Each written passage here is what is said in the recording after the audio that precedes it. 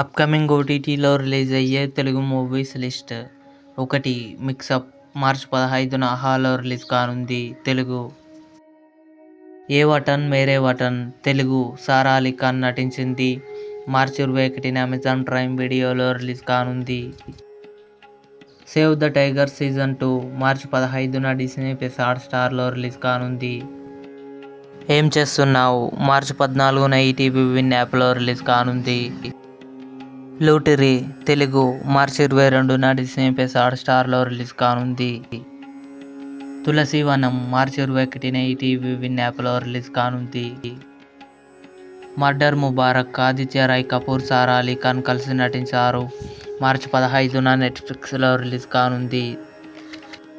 సుందరం master Harsha Divya Sripada కలిసి నటించారు.